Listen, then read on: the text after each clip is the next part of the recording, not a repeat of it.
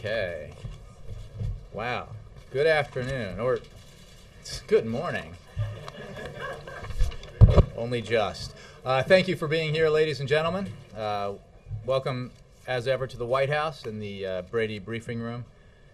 Before I take your questions, I just wanted to note an article that caught my eye not that long ago. And first of all, I would say that it's based on anonymous sources, so I'm not sure that it's true, and hopefully it's not, because it reports that Speaker of the House John Boehner, in a closed meeting with House Republicans, called the discussion over whether or not to allow student interest rate loan rates to double a phony debate. He said essentially that it's inconsequential, and he said that it's not going to pass in time to prevent those rates from doubling.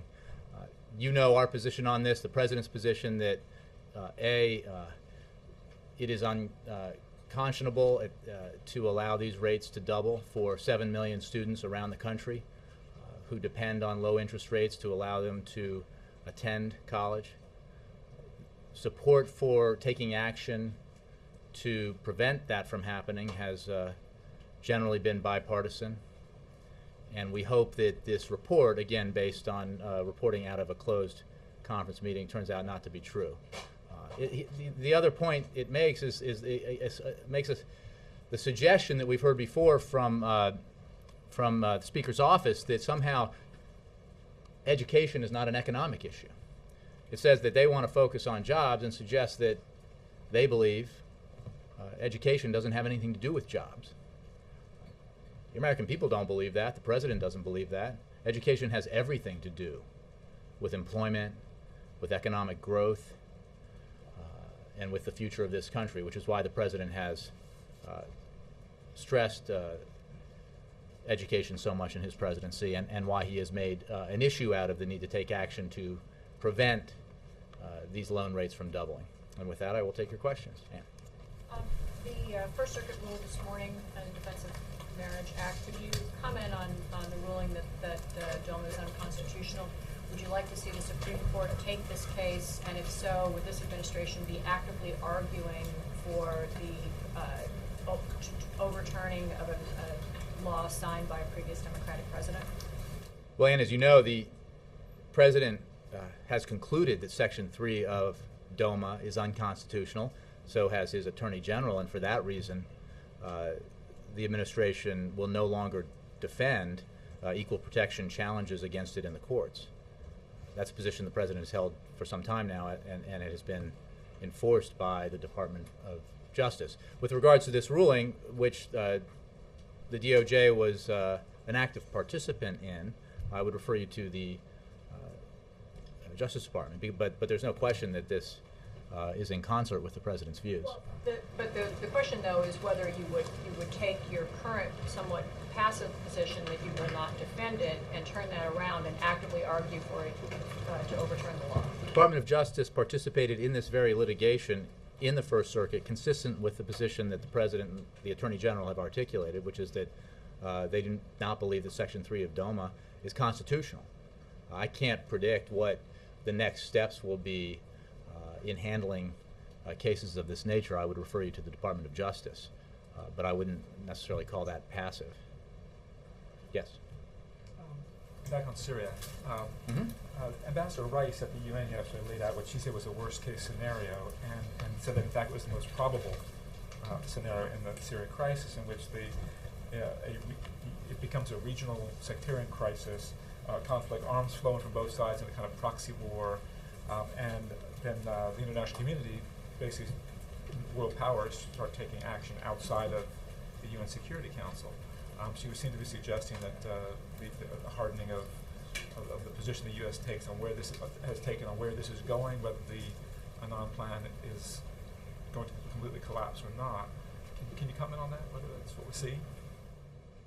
Well, I would simply say that we have been focused on the need to bring about a political transition in Syria sooner rather than later, precisely because the longer this goes on, the longer that Assad and his thugs are allowed to brutally murder the Syrian people, the more likely it becomes a sectarian civil war, the more likely that it spills over Syrian borders, the more likely that it transforms into a proxy war with different players, including, of course, Iran, which is already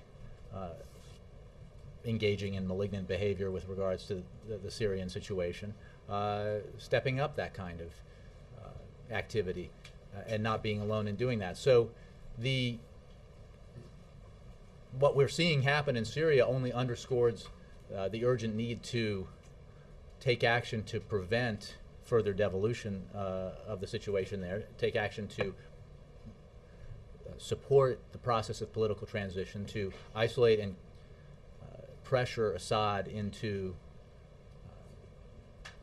taking himself out of power so that that transition can proceed. And that's why we have been working to overcome our differences with the Russians and others on this matter. It's why we need to have even greater unity in the international community, at the United Nations Security Council, at the United Nations broadly, because this situation is, as Ambassador Rice described it. She spoke of certain kinds of actions that would be taken and beyond the scope of the Security Council. Obviously, signaling that the U.S. could take such action. Can you be specific on what might come next? Well, I think that I'm not going to preview next steps, but we have been working consistently both within international organizations, within the context of the Friends of Syria, collectively and independently, as have other nations, to impose further sanctions, to take other actions to isolate and pressure Assad, to support the opposition as it constitutes itself, to provide humanitarian relief to the Syrian people, to provide non-lethal aid to the opposition. Those are the kinds of things that we've been doing through both collective action and individual action, and other nations have done the same. You see various iterations of how that has transpired just this week, where a group of nations acted in concert to expel Syrian diplomats, where just the other day, in a joint U.S.-Qatar designation, sanctions were taken against the Syria International Islamic Bank. So these are the kinds of things that we can do with partners or independently. Jake. Has the administration given any thought to imposing an arms quarantine surrounding Syria to prevent them from getting arms from other countries? I don't have a preview for you of potential next steps. We are regularly consulting with our allies and partners around the world, with members of the Security Council and the broader Friends of Syria group about potential next steps, but I don't have anything specific for you, and nothing on that specific possibility. When's the last time, I know that there's a deputies meeting roughly every week or so on the subject of Syria. When's the last time there was one of these meetings?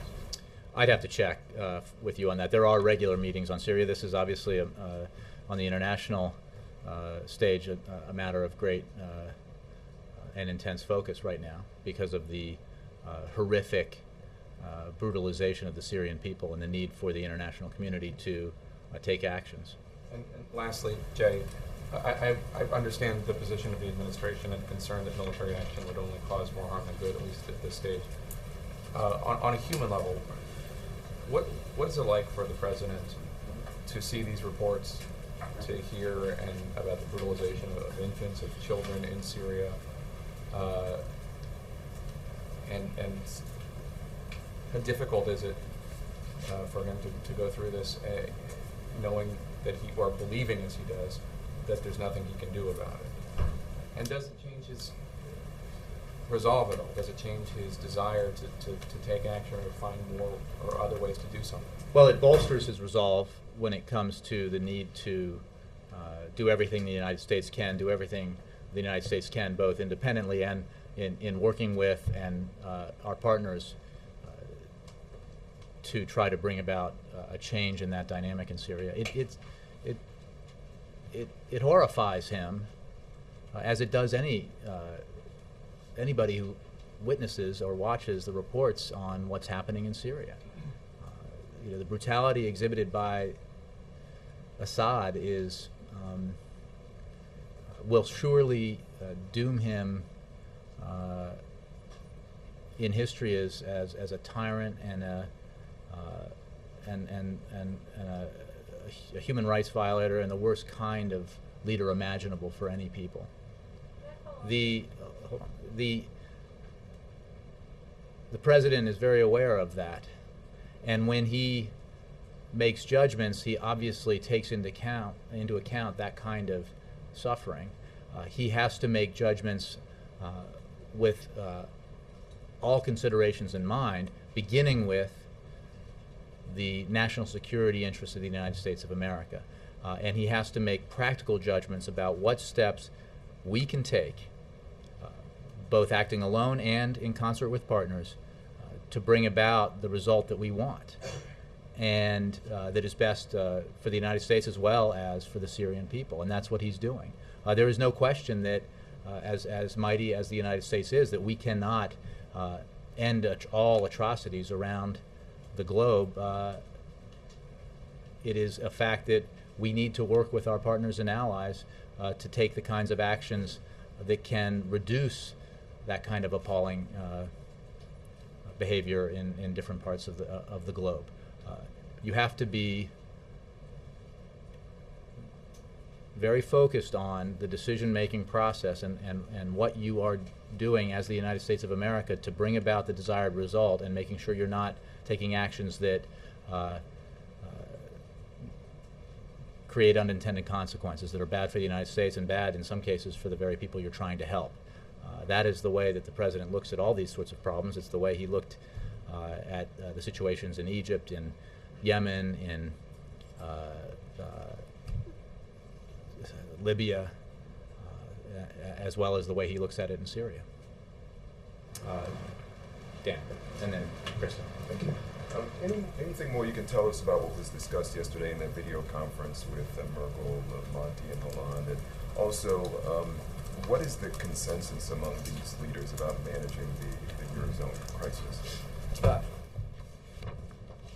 As I think we put out last night, the president did participate in a video conference with the leaders of Germany,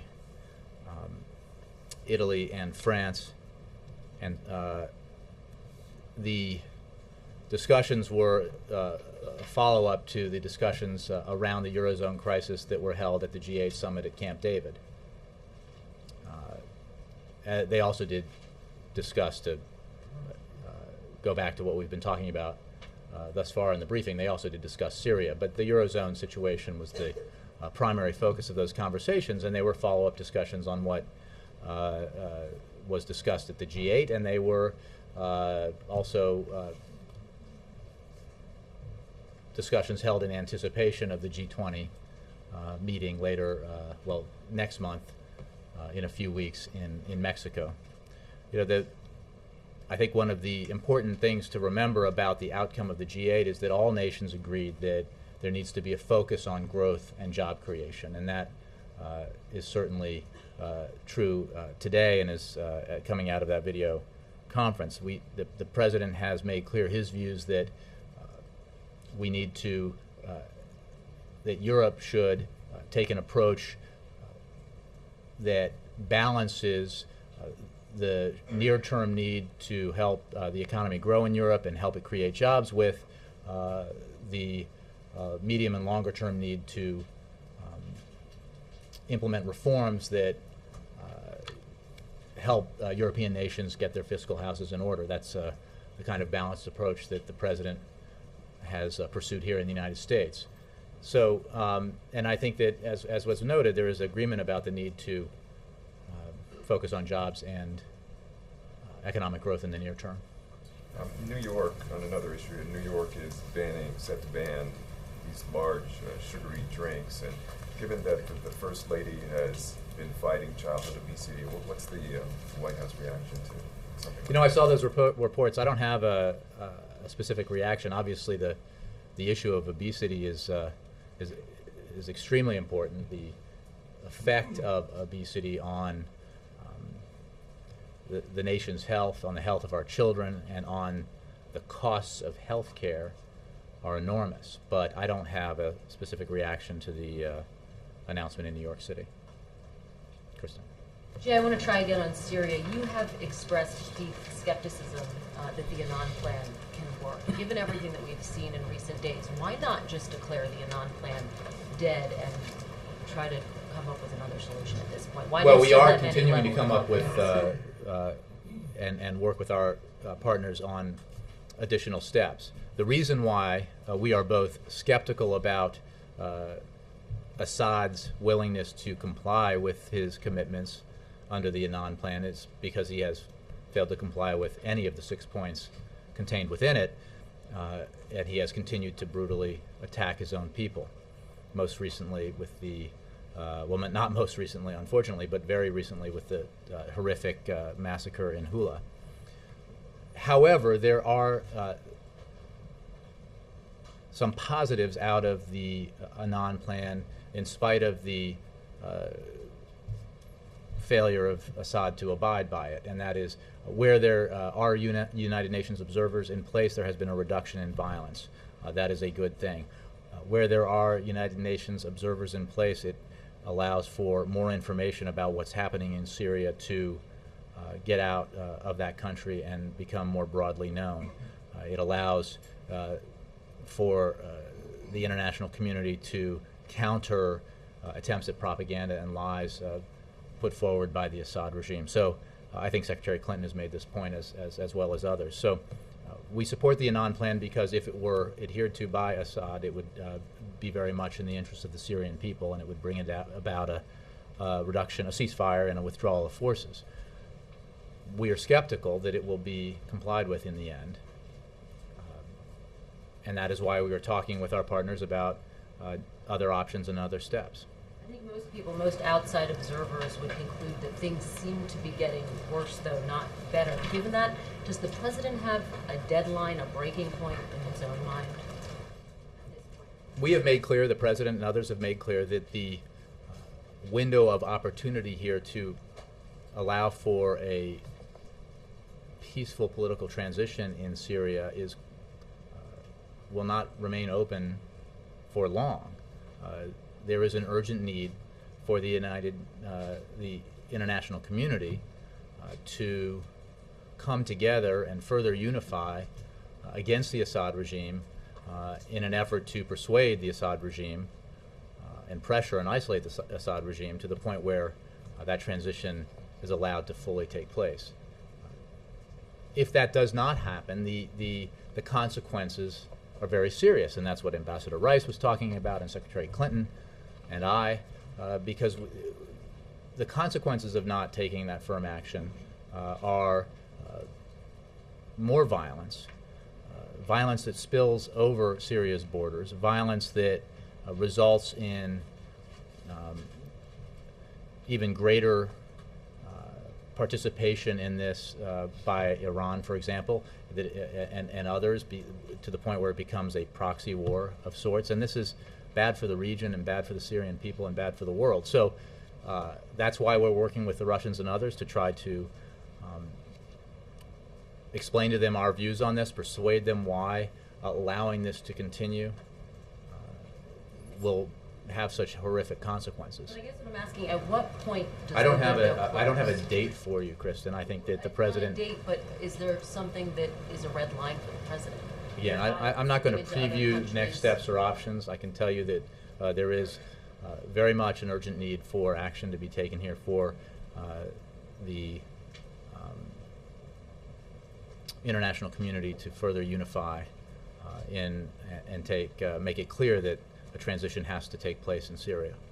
Can I follow up on the question of Russia? I mean, when Secretary Clinton proposed a UN Security Council arms embargo last month that was quickly shot down, including by Russia.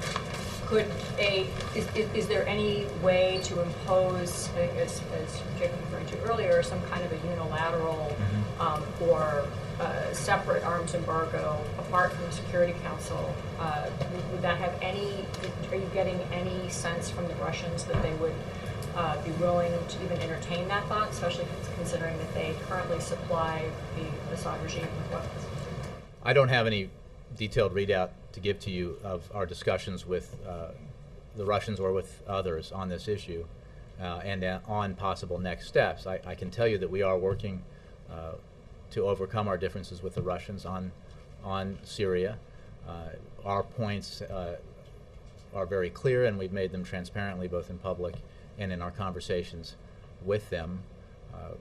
We simply do not believe it is in Russia's interest, let alone in Syria's interest, for the Assad regime to continue to be propped up and therefore to allow it to continue to brutalize its own people. Beyond that, I don't have anything I can divulge to you today. Yes? Jay, you took a question yesterday on gender-based abortion. The House is voting on this ban. I understand the administration opposes the ban. My question is, since the president's been outspoken about being against gender-based discrimination, how can you allow gender-based abortion? Well, Ed, the administration opposes gender discrimination in all forms. But the end result of this legislation would be to subject doctors to criminal prosecution if they fail to determine the motivations behind a very personal and private decision. I think we, again, oppose gender discrimination in all cases. I think our record on that is very clear. The President's record on that is very clear. But the purpose of this legislation, or the result of this legislation, would be to subject doctors to criminal prosecution for failing to divine the motivations of their patients when it comes to a very personal and medical decision. The law then to deal with that issue, because the real central issue when the one child to allow doctors to read their patients' minds, to figure out a way to figure out how to get to the bottom of this, because when the one child policy in communist China comes up, people of all political stripes in this country are outraged that girls are killed. Essentially, well, again, how can that happen in this country? We oppose gender discrimination in all its forms. And we don't selectively pursue legislation in order to achieve other ideological goals. We oppose it in all its forms. This piece of legislation would have the hopefully unintended consequence of criminalizing a failure by a doctor and prosecuting a doctor for criminal behavior if he or she were somehow to fail to intuit the motivations of a patient in making a very private medical decision. The president today is obviously unveiling the portrait of former President Bush. I wonder, when they have this private lunch, do you think the president is trying to soak in a little insight about how to take on someone from Massachusetts? And because I noticed David Axelrod is in that state today. I think, as I said yesterday, that the discussion that will take place, or is almost taking place at this moment, between President Obama and both former Presidents Bush, as well as other members of their families, will be about what it is like to live, to have the privilege, the rare privilege to live in the White House, for not just presidents but their families to serve their country by living here. I think that, as I said yesterday, and you'll have 3 presidents in this lunch, there is a commonality of experience that transcends political differences. And my guess is that that is what the presidents will discuss. There is also a commonality of experiences, I think, for first ladies that, and for families. In the case of President George W. Bush, he also raised 2 relatively young daughters here in the White House, and I know that President Obama and the First Lady greatly appreciate the counsel and advice that President and Mrs. Bush provided to them during the transition, not just about the official aspects of their duties, but the very personal ones and the family ones.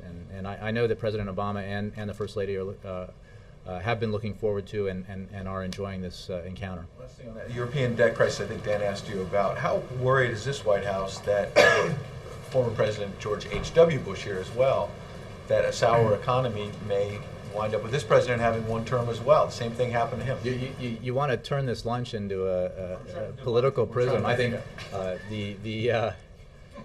look, Well, there's a pretty similar situation where you have a president who's had some successes on the national security front, but is facing a very difficult economy here at home, and George H.W. Bush faced that as well. well, I would simply say that President Obama will probably not spend a lot of time talking about election year politics with either President Bush. He has, and as I think you know, he's met with former President George H.W. Bush on several occasions. He has very high regard for that President Bush's foreign policy record in particular, and in general appreciates the service provided by all members of the Bush family. And again, that transcends political differences. And of course, there are political differences. As for the races, I think every race is different. We have, what the President says repeatedly, and I try to echo, is that it is precisely because there are headwinds like the crisis in the Eurozone that can affect the global economy and therefore the American economy, that we in Washington need to buckle down and do the things that we can control to insulate the American economy from those headwinds, to help the economy grow, to help it create jobs. You'll hear the President again tomorrow talk about the need for Congress to take action on those items that are before it that have in the past and should in the future enjoy bipartisan support. Very specific items, a to-do list that can, if fulfilled, contribute to economic growth and contribute to job creation. These are things that Americans support, whether they're Democrats or Republicans, and they're things that Congress should act on. Nora. On Syria, how critical is Russia's support in getting rid of Assad?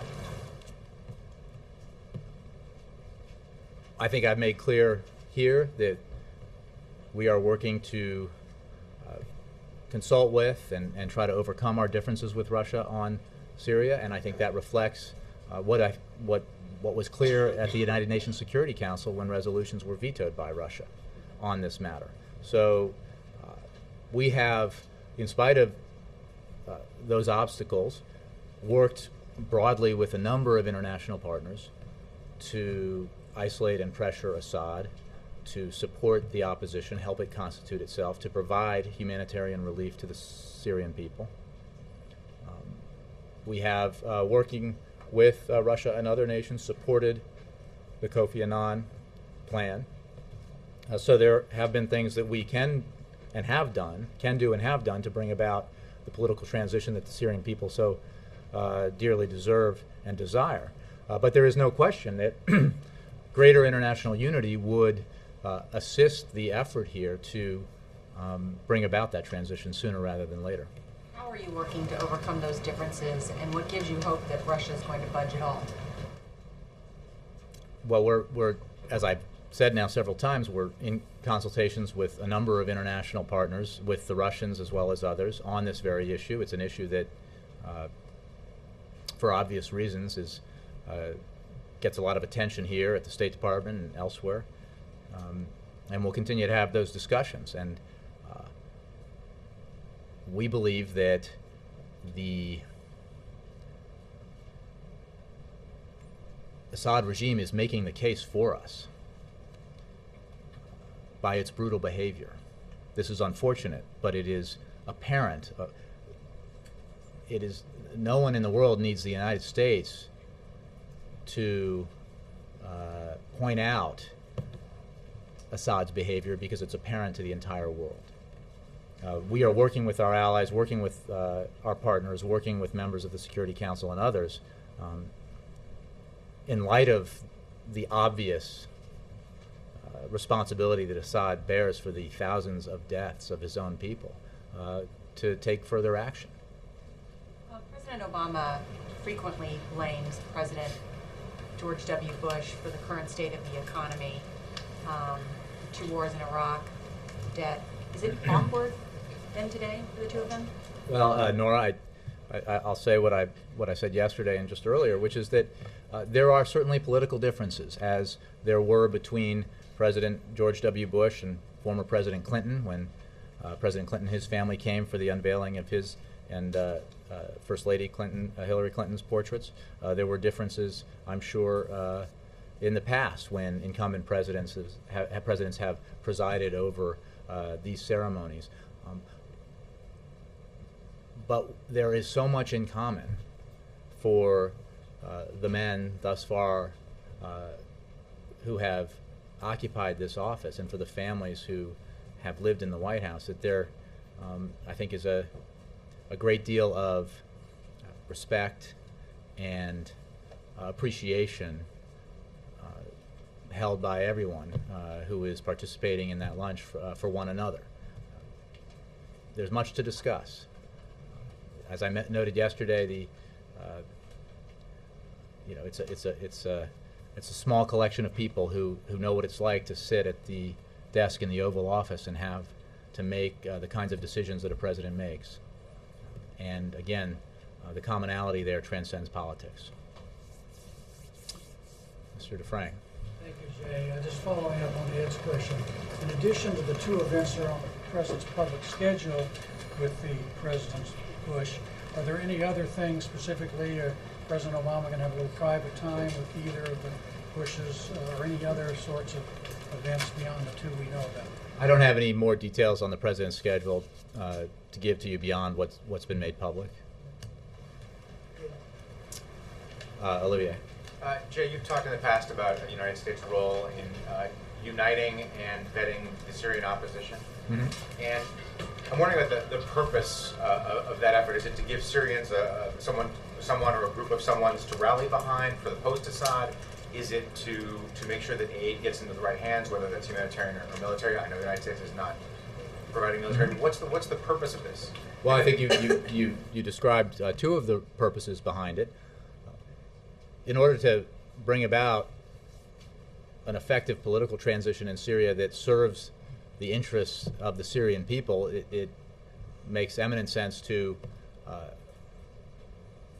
help the opposition constitute itself and to identify the various components of the opposition. On the question of whether or not one of the reasons is to prevent humanitarian and non-lethal aid that the United States is providing from falling into the wrong hands, I think that's certainly the case too. We recognize and have said that there are elements to the Syrian opposition that do not share the democratic ideals of the broad Syrian people, who are not necessarily friends of the United States.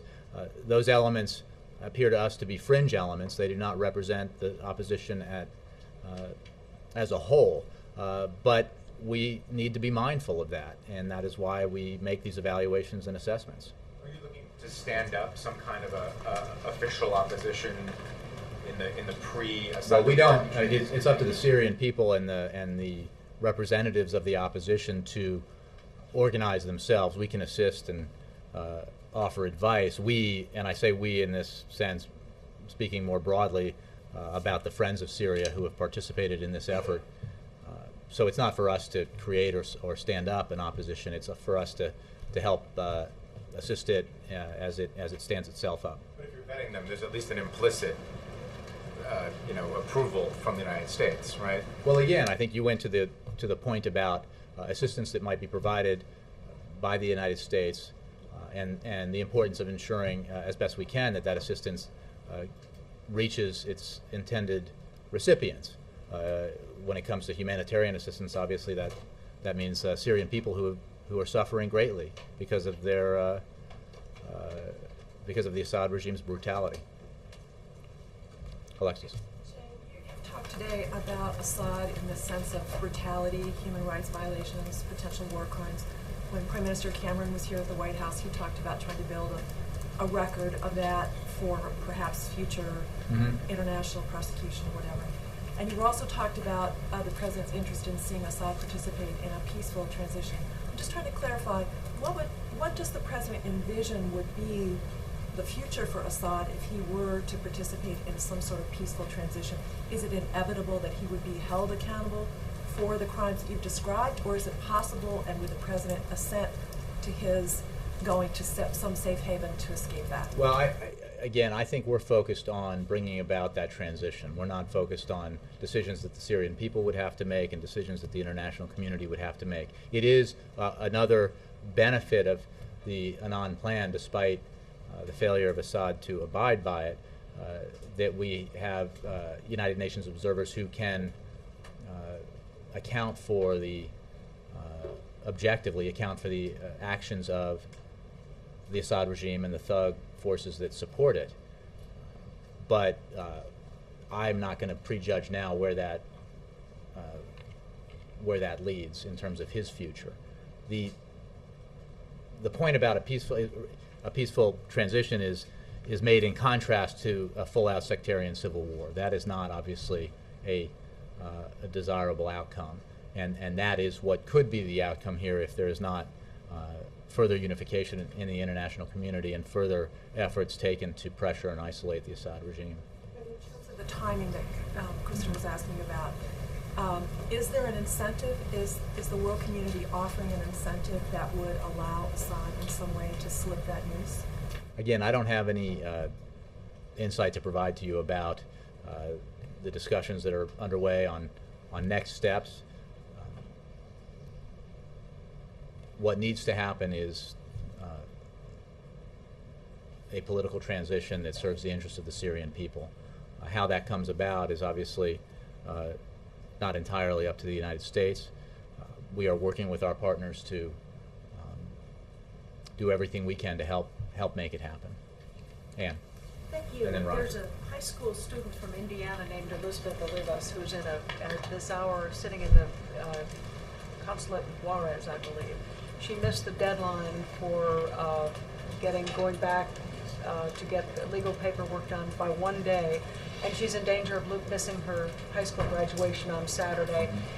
Has there been any? Is the president aware of the story? And was there any discussion here at the White House whether it would be appropriate for the president to ask immigration to give her case special? And I'm learning of this story from you, so I'll have to take the question. I have not heard it discussed, but but questions of that nature, I think, are best directed towards DHS and ICE, immigration and customs. Roger. The president for a long time has advocated ending the tax breaks for those making $250,000 or more. Mm-hmm. Nancy Pelosi has come by with another suggestion, setting that number at $1 million. Her office says it's a way to move the process along. I was wondering what the White House thinks of her proposal. Well, the president's position has been clear for years. As you rightly state, we need to end the tax breaks for the wealthiest Americans and make them permanent for every family bringing in less than $250,000 a year. We know that Democratic leaders in Congress are committed to making sure that taxes do not go up on millions of families at the end of the year, as is the president. And the question now is whether Republicans will vote to raise taxes on the middle class and hold the middle class hostage on the insistence that the wealthiest Americans continue to get tax breaks that contributed mightily already to our deficits and which in this economic environment they do not need. So he's not keen on the $1 million, raising it to $1 million.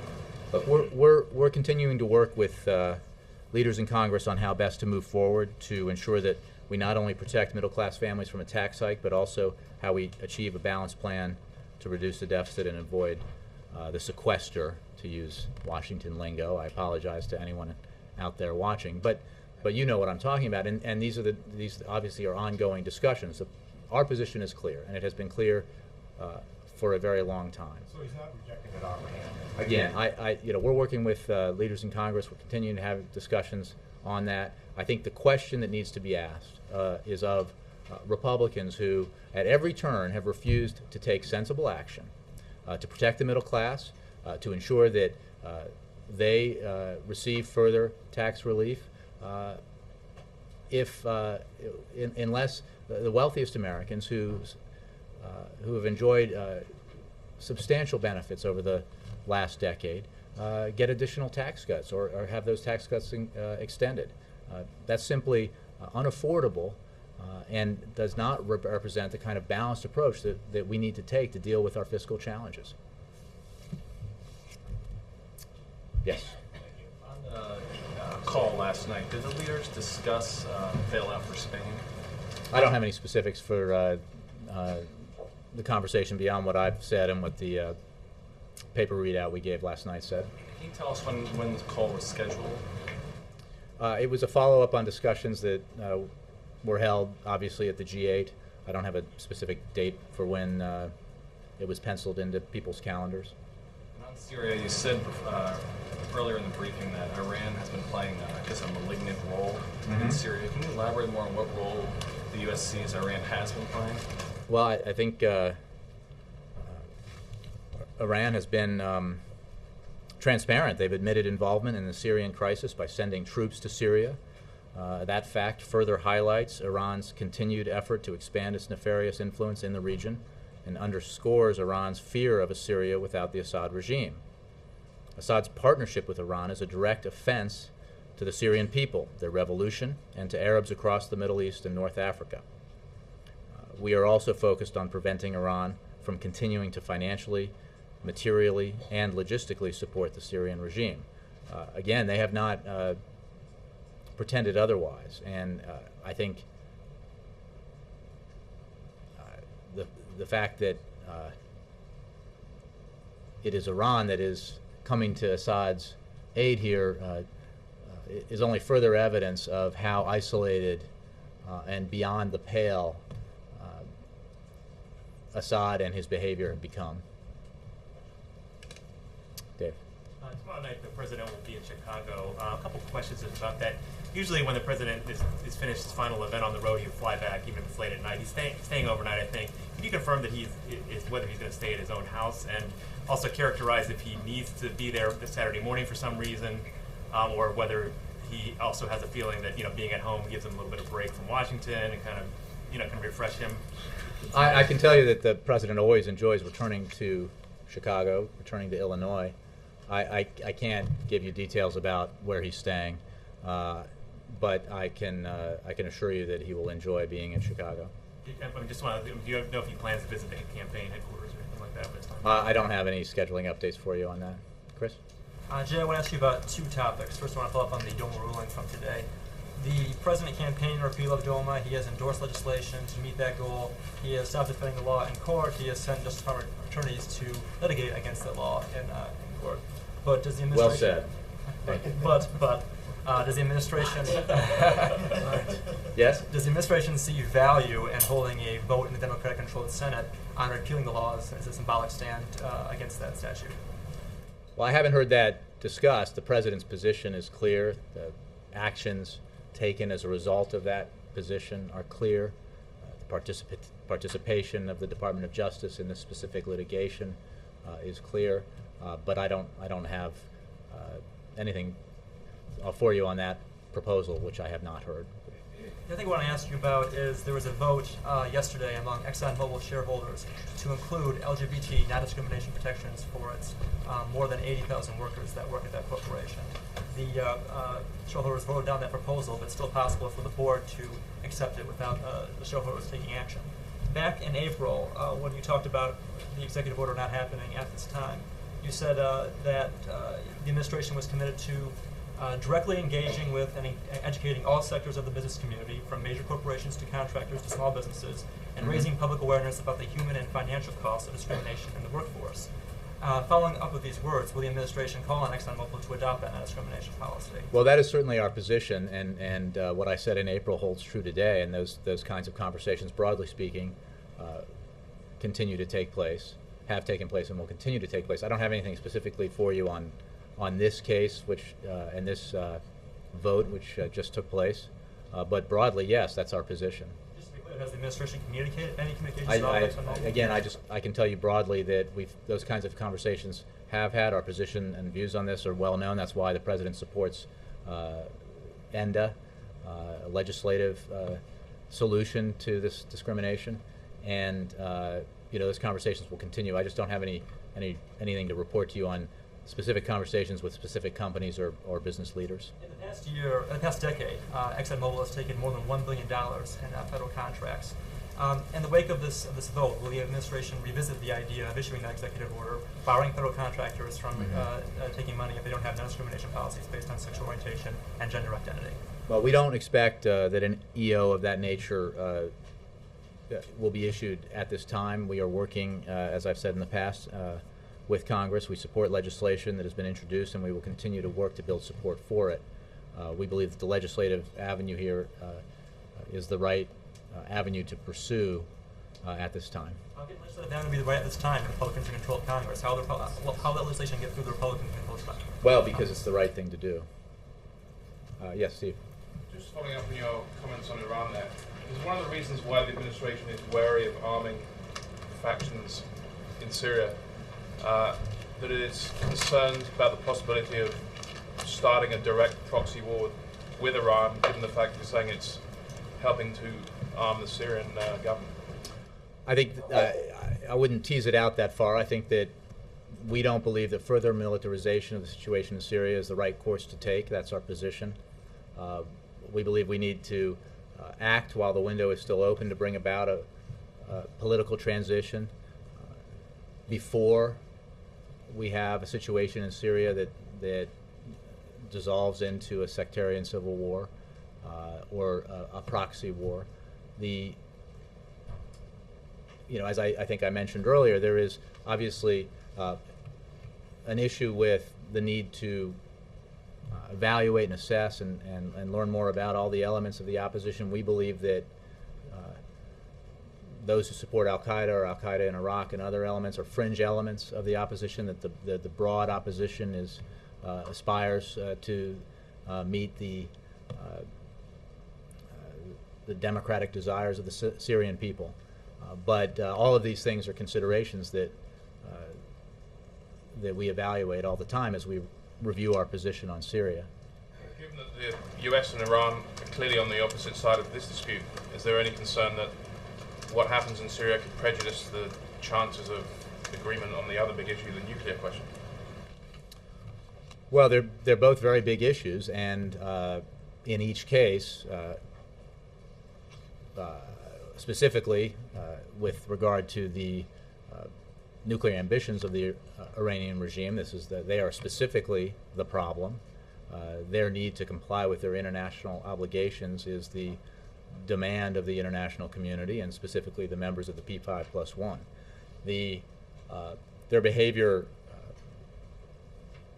and involvement in the Syrian crisis is another example of the kind of it's another indication of why the international community does not trust the Iranian regime to keep its word. It's why we insist in our negotiations with them over their nuclear program that we will judge them by their actions, not by their promises. Yes. Jay, where in the White House is the portrait going to hang, and does the president, has he seen it, and does he think it reveals any particular quality about President Bush? I'll let the president discuss this. I think there'll be an event, a public event, an open press event for the unveiling, and you'll see where it's going to hang. I think we're providing some background documentation on the history of these portraits and the tradition of hanging them and where they hang and how they move around the house. I don't know the answer to the question of whether or not he's seen the portraits already. I suspect by now he has, and my guess is he saw them before the rest of us, but I can't guarantee it because I haven't asked him about it. Who are you taking down? Again, there's a process that we'll follow tradition, I think, is the answer to that. Thanks, you all.